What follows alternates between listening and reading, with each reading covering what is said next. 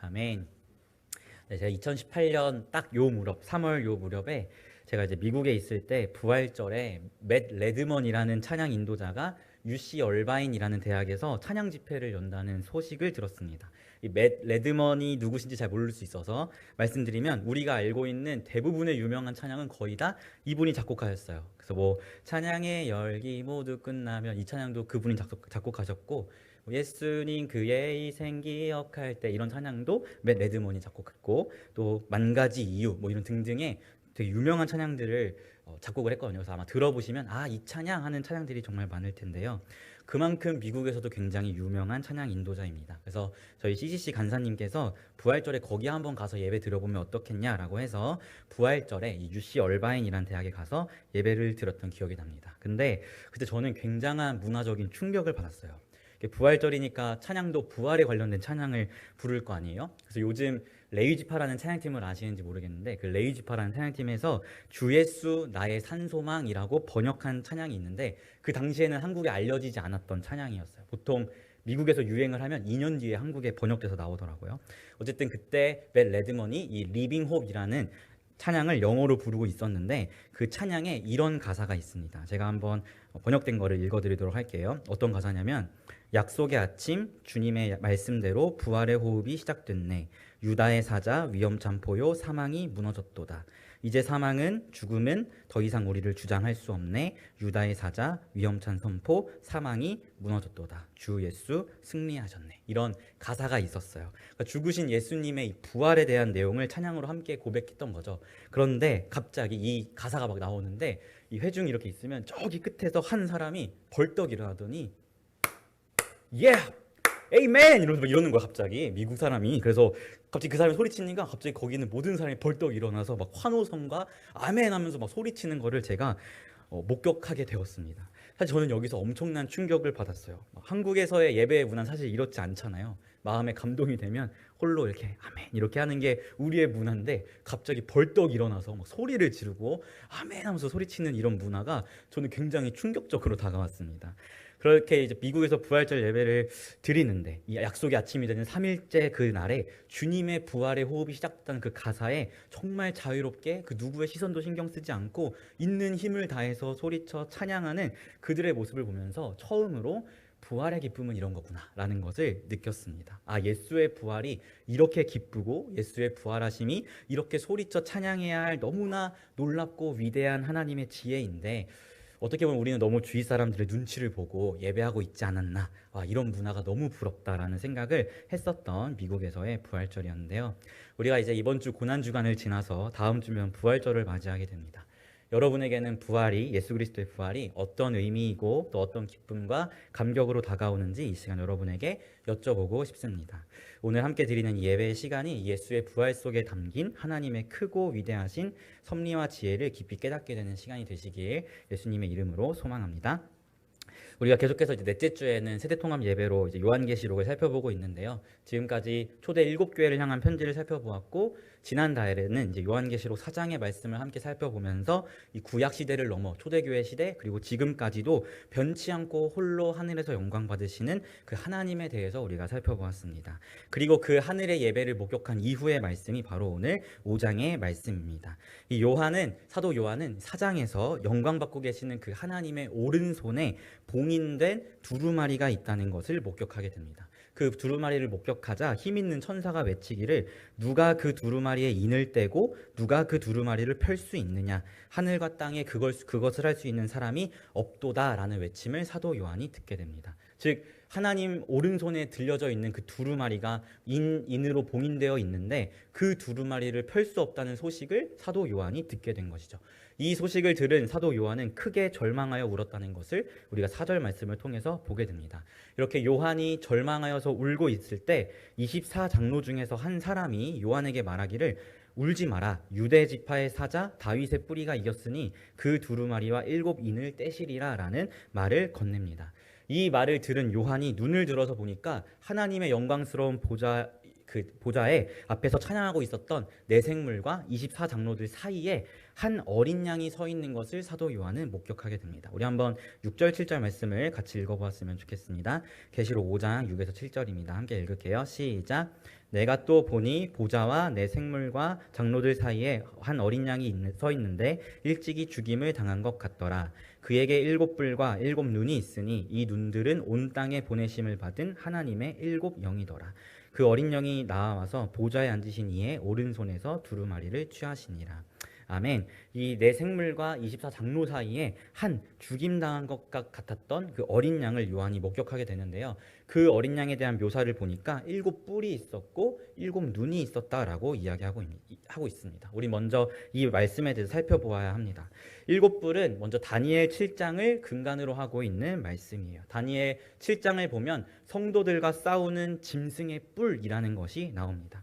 즉 어린 양에게 있는 이 7뿔은 성도들을 괴롭게 하는 이 짐승의 뿔을 무색하게 만드는 뿔로서 어린 양의 능력을 보여주는 표현이 바로 7뿔입니다. 그리고 어린 양에게 있는 이 7눈은 스가랴 말씀에 근간을 두고 있는데요. 스가랴 말씀을 보면 대제사장 여호수아 앞에 세운 돌의 7눈을 의미하는 것이 7눈의 의미입니다.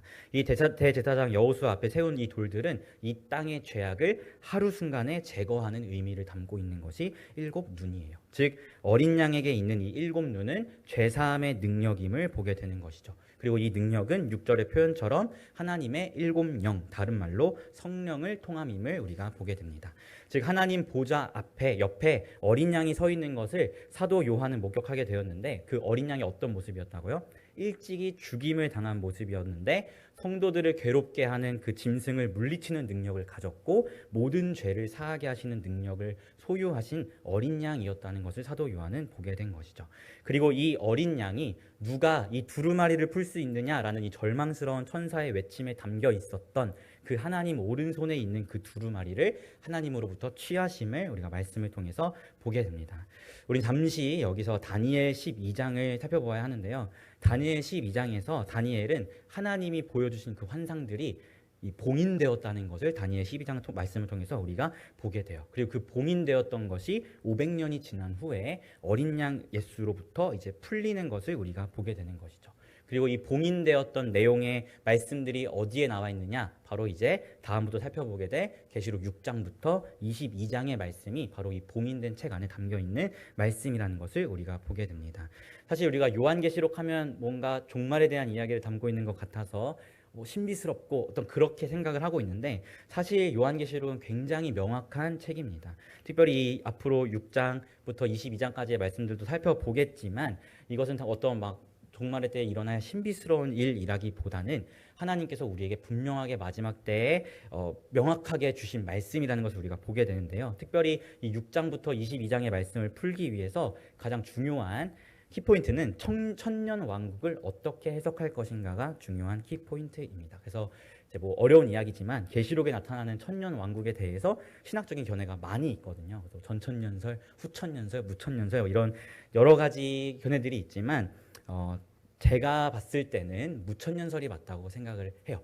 사실 총신의 전통적인 학풍은 전천년설을 주장하지만 사실 교수님들 한 분 한 분 만나서 따로 물어보면 근데 나는 무천년설이 맞다 생각해 라고 개인의 마음속에는 그렇게 주장하신 분들이 참 많고 저도 계시록에 대해서 굉장히 많은 설교와 많은 글들을 읽어봤는데 제가 봤을 때도 무천년설이 맞다고 생각합니다. 근데 무천년설이 어떤 거길래 맞다고 생각하냐면 천년 왕국은 예수님 재림 후에 천년 왕국이 시작될 것이다 또는 예수님 재림 전에 천년 왕국이 시작될 것이다 그런 것이 아니라 예수님의 십자가부터 시작되어서 주님 재림하실 그날까지 이 모든 기간이 천년 왕국이다라고 이야기하는 것이 바로 무천년설의 주장입니다. 즉 이 계시록에서 말하는 무천년설의 천년 왕국은 지금 우리가 살아가고 있는 예수님이 이미 오셨지만 아직 오시지 않은 이 이미와 아직의 때를 의미하고 있는 것이 천년 왕국에 대한 해석이라는 것이죠. 그래서 저는 앞으로 이 무천년설의 입장에서 여러분들에게 이 계시록의 말씀을 함께 나누었으면 좋겠는데요.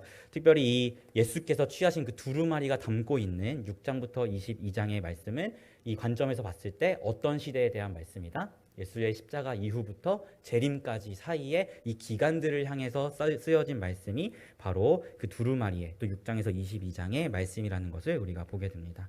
즉 예수님께서 하나님 오른손에서 취하신 이 봉인된 두루마리는 십자가부터 예수님 재림시에 완성돼 새 창조까지의 모든 거룩한 역사의 전개를 담고 있는 것이라는 것이죠.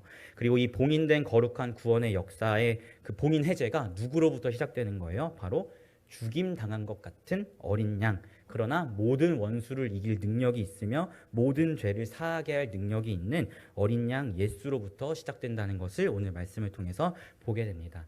이 말을 다른 말로 좀 더 쉽게 풀어서 이야기하자면 예수님의 승천하신 이후로 시작된 이 이미와 아직 이 시대 속에서 벌어지는 성도들의 환난과 성도들을 향한 예수 그리스도의 보호하심, 그리고 심판과 구원에 관한 이야기가 어린 양 예수의 죽음과 부활 이후로 시작되었다는 것을 사도 요한이 보았다라는 것이죠.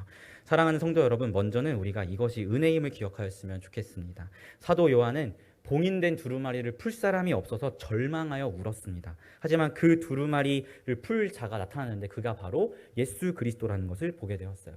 이 거룩한 구원의 역사의 봉인을 푸신 분의 그 시작이 뭐로부터 시작된다고요? 주님의 죽음과 부활로부터 시작된다는 것을 우리가 보게 되는 것이죠. 이것을 우리가 먼저는 은혜임을 기억하면서 예수 그리스도의 십자가와 부활로 인하여 시작된 하나님의 거룩한 구원의 역사의 전개에 우리가 먼저는 감사하며 나아가는 우리가 되었으면 좋겠습니다. 이렇게 봉인된 책을 취하자 하나님 보좌 앞에서 천상의 예배를 드리고 있었던 네 생물과 24장로들이 이제는 그 하나님이 아니라 어린 양 앞에 엎드려서 어린 양을 찬양하기 시작합니다. 우리가 4장에서 함께 살펴보았는데 이 네 생물은 무엇을 의미한다 그랬죠? 모든 피조물의 대표를 의미하고 24장로는 하나님께서 특별히 선택하신 교회들의 대표를 의미한다고 말씀드렸어요. 즉 모든 피조물의 대표와 모든 교회들의 대표가 4장에서 하나님 아버지를 전심으로 찬양하고 예배하고 있었는데 그 영광의 예배가 이젠 누구에게 돌려진다고요? 바로 예수 그리스도께로 향하고 있다는 것을 우리가 보게 됩니다. 이것이 하나님의 지혜입니다. 우리가 요한복음의 말씀을 계속 살펴보고 있지만 예수님께서는 하나님과 동일한 분이심이고 동등한 분이심에도 불구하고 끊임없이 자발적으로 아버지의 뜻에 순종해서 아버지의 때에 따라 십자가의 길을 걸어가시는 분이 예수 그리스도였죠. 하나님과 동등한 분이심에도 말이죠. 하지만 그렇게 아버지의 뜻에 따라 십자가를 참으신 예수님께 이제 하나님은 그 자신의 영광과 모든 스포트라이트를 다시 돌려주시면서 하늘에서 받고 계신 자신의 영광스러운 예배를 예수가 받을 수 있도록 행하신다는 것을 오늘 말씀을 통해서 보게 됩니다. 이 영광의 예배가 십자가에 죽으시고 부활하신 예수께로 향하자 이 네 생물과 24장로가 찬양이 이제 새 노래로 바뀌어서 예수를 찬양함을 우리가 보게 되는데요. 우리 한번 9절 말씀을 같이 읽어봤으면 좋겠습니다. 24장로와 네 생물이 찬양하는 새 노래의 가사입니다. 우리 한번 읽어볼게요. 시작. 그들이 새 노래를 불러 이르되 두루마리를 가지시고 그 인봉을 떼기에 합당하시도다. 일찍이 죽임을 당하사 각 족속과 방언과 백성과 나라 가운데서 사람들의 피로 사서 하나님께 드리시고. 아멘. 모든 피조물의 대표와 특별히 하나님께서 택하신 교회들의 대표가 부르고 있는 새 노래의 내용이 어떤 건가요? 예수님의 죽으심을 통해 모든 족속과 백성과 방언 가운데 하나님의 사람들을 그의 피로 사서 하나님께 드렸다라는 이 찬양을 드리고 있음을 보게 됩니다. 다른 말로 쉽게 표현하면 우리의 모든 구원은 예수께 있다라는 이 찬양의 내용을 예수님께 24장로와 네 생물이 드리고 있다는 것을 보게 됩니다. 사랑하는 성도 여러분, 이 시간 예수를 향한 여러분의 찬양의 고백을 먼저 돌아보았으면 좋겠습니다. 여러분은 예수님을 향해서 어떤 고백을 또 어떤 찬양을 올려드리고 계신가요? 우리가 어떤 고백을 하든 그 모든 고백에 앞서서 가장 먼저 예수께 돌려드려야 할 우리의 새 노래는 바로 우리의 모든 구원이 오직 예수 그리스도께 있다는 것을 우리가 먼저는 고백해야 할 줄 믿습니다. 특별히 오늘 말씀 속에서 대조되어 나타나는 두 가지의 이미지가 있어요. 하나는 죽임당한 것만 같은 어린 양, 그리고 또 하나는 새 노래를 통해 영광받고 계시는 어린 양. 이 두 가지의 이미지가 우리에게 비춰집니다. 특별히 계시록 4장에서 하나님께 향하던 영광의 예배가 어린 양 예수께로 향하게 되는 것 앞에는 반드시 죽임당한 어린 양이라는 예수 그리스도의 고난과 수치가 그에 앞서서 반드시 있다는 것을 우리가 보게 돼요. 즉 예수님께로 향하는 영광, 예수님께로 향하는 그 하늘의 예배의 그 새 노래는 반드시 그에 앞서서 예수의 철저히 낮아지심과 고난받으심이 따라가게 된다는 것을 오늘 이 비춰지는 두 이미지를 통해서 우리가 보게 됩니다. 그리고 이 원리는 예수님을 따르는 하나님의 사람들에게도 동일하게 적용되는 원리입니다. 예수께서 오늘 말씀 속에 취하신 두루마리, 이 6장부터 22장 안에 어떤 내용이 들어있다고 말씀드렸죠? 그 내용은 예수님 십자가 이후로 재림시까지 지금 이 시대를 살아가고 있는 우리에게 나타날 여러 가지 고난과 어려움들이 담겨져 있다고 서술하고 있어요. 그 고난에는 사실 전쟁, 기근, 전염병 이런 것들이 이제 막 기록되어 있거든요. 우리가 앞으로 살펴보겠지만 분명하게 확실한 것은 예수님 다시 오실 날까지 우리의 삶과 인생이 결코 평탄하지 않다는 거예요. 어떤 사람은 믿음을 지키다가 고난을 받기도 하고, 어떤 사람은 질병으로 아파하기도 하고, 어떤 사람은 전쟁과 기근 또 다른 핍박으로 험난한 인생들을 보내게 된다는 것을 그 두루마리 안에 있는 내용을 통해서 우리가 보게 됩니다. 하지만 이 예수님의 발자취를 따라서 그분이 고난 받으신 것처럼 우리도 고난을 받지만 우리의 고난에서 우리가 끝나는 건가요? 아니죠. 우리의 고난에서 우리가 끝나는 것이 아니라 그 이후에 예수께서 영광스럽게 하늘의 예배를 받으셨던 것처럼 우리에게도 이 예수 그리스도의 영광의 약속이 주어지고 있다는 것을 계시록은 우리에게 전하고 싶은 것입니다. 오늘 5장의 말씀이 결국 우리에게 전하고 있는 것은 죽임당한 그 어린 양 예수께 향하던 그 하늘의 예배가 이제는 고난받고 있는 성도들의 것이 될 것임을 우리에게 분명하게 말씀해 주고 있는 것이죠. 그래서 오늘 말씀 10절을 보면 예수께서 당신의 피로 사신 하나님의 교회가 예수와 함께 왕노릇할 것이다 라고 말씀하고 있는 것입니다. 사랑하는 성도 여러분, 우리는 예수 그리스도의 십자가로 시작된 그러나 아직 주님 다시 오실 날까지 이뤄지지 않은 이 이미와 아직의 시대를 살아가고 있는 성도들입니다.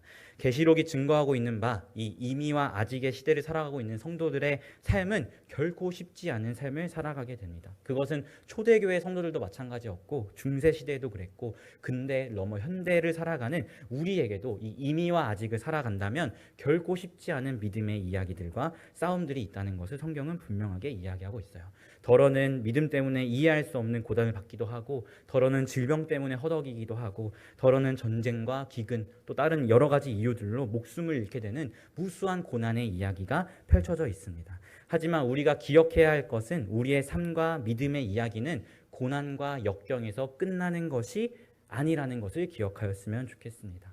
예수님께서 고난을 통해서 죽으심을 통해서 영광 받으셨듯이 그분의 영광이 고난 속에 있는 하나님의 자녀들에게도 동일하게 향할 것이라는 이 사실을 우리가 기억할 수 있었으면 좋겠습니다. 이것을 기억하는 자들이 어떠한 삶의 순간 속에서도 예수를 향해서 이 거룩한 새 노래를 올려드릴 수 있을 것이라고 저는 확신합니다. 제가 얼마 전에 개인의 자리에서 예배를 드리다가 어떤 목사님의 설교를 듣다가 한 목사님에 대한 이야기를 듣게 되었어요. 이 목사님의 이야기가 너무 은혜가 되어서 좀 여러분과 함께 나누고 말씀을 마무리했으면 좋겠는데요. 바로 이제 리차드 범브란트라는 목사님입니다. 처음 들어보시죠? 이분은 루마니아가 공산화되었을 때 그 루마니아 지역의 개신교 협의회 회장을 맡으셨던 분이 리차드 범브란트라는 목사님이셨습니다. 이 루마니아가 공산화될 때 이제 공산 당원들이 종교 지도자들을 불러다가 공산주의를 찬양하는 고백을 하도록 연설을 막 시킨 거예요. 근데 그 연설을 듣고 있었던 리차드 범브란트라는 목사님의 사모님이 목사님한테 이렇게 이야기했다고 합니다. 당신이 올라가서 저 수치당한 예수 그리스도의 이름의 수치를 벗겨줘라고 이야기를 했다고 합니다. 그래서 그 사모님의 말에 도전을 받은 리차드 범브란트 목사님이 그 강단에 올라서서 공산주의를 찬양한 것이 아니라 오히려 공산주의를 비판하고 예수 그리스도의 이름을 높이는 고백을 했다고 해요. 그럼 그 사람은 어떻게 되었겠어요? 목사님은 당연히 공산주의자들이 끌고 갔겠죠. 그래서 공산주의자들이 감옥에 끌고 가서 이분을 사형시킬 줄 알았는데 사형시키는 것에 목적을 두지 않고 오히려 이분을 세뇌시켜서 이분이 예수를 부정하게 만들어야겠다라는 목적을 두고 계속해서 이 목사님에게 세뇌 교육을 시킨 거예요. 하지만 이 범브란트 목사님이 그 세뇌 교육에 넘어가지 않고 예수님을 향한 믿음의 고백들을 계속해서 지켜나간 거죠. 그래서 이 공산주의자들이 결국에는 한 가지 계략을 쓰게 되는데 어떤 계략이었냐면 독방에 이분을 가둬놓고 스피커로 계속해서 기독교는 죽었다. 아무도 너를 사랑하지 않는다라는 이 음성을 24시간 동안 스피커로 계속 틀어줬다고 해요. 독방에서. 그 말을 어두운 독방에서 계속 듣고 있다면 그 목사님의 마음과 심경이 어떻겠어요? 우리가 그 현장에 있다 생각하면 우리도 믿음이 흔들리고 진짜 그런가? 그럼 어떡하지? 라는 이런 흔들리는 마음들, 또 세뇌되는 마음들이 분명히 있었을 거예요. 그렇게 계속해서 독방에서 이런 메시지를 흘려주고 있는 상황 가운데에서 이 공산주의자들이 목사님에게 이렇게 이야기했다고 합니다. 내가 너한테 가족에게 편지를 쓸 기회를 주겠다라고 이야기를 해서 이 목사님이 진짜 진지하게 언제 이곳으로 면회를 와줬으면 좋겠다라는 이런 편지를 가족들에게 썼다고 합니다. 근데 이 공산주의자들이 진짜 그걸 보냈겠어요? 당연히 안 보냈겠죠. 그냥 소각시키고 보내진 않았어요. 하지만 이 범브란트 목사님은 진짜 간 줄 알았으니까 그 가족들을 볼 그 날을 소망하면서 손꼽아 기다렸고 그 면회 날이 다가왔습니다. 근데 그 면회 날에 면회 장소에 나가니까 편지가 당연히 안 갔으니까 아무도 안 왔겠죠. 그래서 목사님은 굉장히 큰 상심과 낙담을 했다고 해요.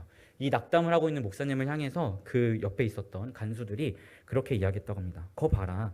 너의 가족조차 너를 버리지 않았냐. 아무도 너를 기다리지 않고 아무도 너를 사랑하지 않는다라고 이야기를 했다고 합니다. 이 말을 듣고 이렇게 큰 실망과 절망을 가지고 다시 독방으로 돌아왔는데 독방에서 계속 뭐가 나와요? 기독교는 죽었다. 아무도 너를 사랑하지 않는다. 기독교는 죽었다. 아무도 너를 사랑하지 않는다. 기독교는 죽었다. 아무도 너를 사랑하지 않는다. 이 음성이 계속 나오니까 그때 목사님이 이렇게 고백했다고 합니다. 그렇다. 나는 이제 기독교가 죽었다고 믿는다. 하지만 예수께서 죽으실 때 그 십자가 밑에서 울고 있었던 마리아처럼 나도 기독교 밑에서 울고 있겠다. 라는 고백을 했다고 합니다. 그리고 이 고백 이후에 하나님께서 목사님을 은혜로 감옥에서 꺼내주셨다라고 하는데요. 사랑하는 성도 여러분, 저는 우리가 이러한 신앙을 가지고 이미와 아직의 이 시대를 살아가는 우리가 되었으면 좋겠습니다. 우리가 살아가고 있는 이 시대는 탈종교화 시대라고 이야기해요. 많은 사람들이 포스트 모더니즘의 영향을 받아서 종교를 벗어나서 내가 옳고 나만이 진리라고 생각하면서 살아가고 있는 시대가 이 시대입니다. 점점 밖에서 예수에 대한 이야기를 하면 손가락질 받는 세상이 다가오고 있고 어느덧 교회를 다닌다는 이야기를 하는 것이 부끄러운 이야기가 되어버린 시대를 우리는 마주하고 있습니다. 우리가 믿고 따르는 예수님의 이름에는 분명한 능력이 있는데 세상으로 나아가면 그 이름이 비참해 보이기만 하고 우리가 전하는 복음이 조롱받는 것만 같은 시대를 우리가 살아가고 있어요. 하지만 여러분, 오늘의 말씀이 우리에게 무엇을 증거합니까? 예수 그리스도의 영광에는 그분의 죽으심과 고난이라는 이 수치가 앞서야 한다는 것을 우리에게 증거하고 있어요. 그리고 이 발자취를 따라가는 사람들이 바로 그리스도인이라고 성경은 이야기하고 있습니다. 이 예수님의 고난에서, 예수님이 죽으심에서 그 모든 것이 끝났나요? 아니죠. 결국 그 죽으심 이후에 부활이 있었고 그 부활의 영광을 통해서 오늘 5장의 말씀처럼 하나님의 그 하늘의 예배를 예수께서 받고 계신 것처럼 우리가 이 어두운 시대, 이미와 아직이라는 정말 고난이 넘쳐나고 아픔과 어려움들이 넘쳐나는 이 시대를 살아가지만 거기서 우리의 모든 것이 끝나는 것이 아니라 우리에게는 예수 그리스도의 영광이 예비되어 있다는 사실을 우리가 기억하였으면 좋겠습니다. 그렇다면 우리가 이렇다면 우리가 이미와 아직을 살아가는 이 기독교가 죽은 것만 같고 예수의 이름에 무슨 능력이 있냐, 세상이 조롱하고 우리가 전하는 복음에 무관심한 그런 상황 속에서도 우리가 십자가 밑에서 울고 있는 마리아처럼 여전히 죽음 당하신 예수 그리스도 밑에서 울고 있는다면 우리가 먼 훗날 예수께서 다시 오실 때 그 영광에 동참하게 되리라 믿습니다. 사랑하는 성도 여러분, 십자가 밑에서 울고 있었던 마리아는 결국 부활하신 예수님을 만나게 됩니다. 그리고 그 부활하신 예수님이 마리아에게 뭐라고 첫 마디 건네시죠? 평안하냐? 라고 샬롬의 인사를 건네시죠. 저는 이것이 우리에게 큰 위로가 되었으면 좋겠습니다. 우리가 살아가고 있는 이 이미와 아직의 시대는 결코 쉽지 않고 우리 앞에 수많은 믿음의 도전과 어려운 이야기들이 있지만 그 속에서 우리가 믿음을 놓치지 않고 울더라도 예수 아래에서 울고 불평을 하더라도 예수 아래에서 불평을 하고 절망을 하더라도 예수 밑에서 절망한다면 훗날 부활의 주님께서 그 영광을 우리에게 허락하시며 평안하냐? 라는 이 샬롬의 인사를 우리에게 건네주실 것이라고 확신합니다. 사랑하는 성도 여러분, 우리 주님 다시 오실 날까지 우리의 믿음의 싸움 결코 쉽지 않지만 그 속에서 언제나 예수 밑에 거하시기를 부탁드립니다. 그리고 예수께서 십자가의 죽으심을 통해 오히려 영광 받으셨던 것처럼 그 영광의 은혜가 우리에게 예비되었다는 사실을 기억하면서 우리를 구원하신 예수께 언제나 새 노래를 올려드리며 나아가시기를 부탁드립니다. 그때 우리는 넉넉히 믿음의 이야기를 써갈 수 있을 것이라고 확신합니다. 이런 은혜가 우리 교회 가운데 넘쳐나기를 예수님의 이름으로 소망합니다. 아멘. 제가 기도하도록 하겠습니다. 하나님 아버지 감사합니다. 우리를 구원하신 예수 그리스도의 은혜를 다시 한번 기억합니다. 하지만 우리가 예수 그리스도의 발자취를 따라가는 사람들로서 그분의 고난받으심과 영광받으심을 우리가 잠잠히 묵상하며 나아갑니다. 예수의 죽으심 이후에는 부활이라는 분명한 영광이 있듯이 이 이미와 아직을 살아가는 우리에게 때로는 고난과 어려움이 찾아온다고 할지라도 그 끝에 예수께서 허락하시는 영광이 우리에게 있다는 것을 기억하면서 묵묵히 예수님과 함께 걸어나갈 수 있도록 인도하시고 때로는 삶이 너무 지치고 힘들어서 절망을 하고 눈물을 흘리고 불평을 하더라도 언제나 예수 밑에서 그 모든 것들을 행할 수 있도록 인도하시며 먼 훗날 우리에게 샬롬의 인사를 건네시는 주님을 마주할 수 있도록 우리 모든 성도님들의 믿음을 또 신앙을 단단하게 붙들어 주시옵소서. 감사드리며 예수님의 이름으로 기도합니다. 아멘.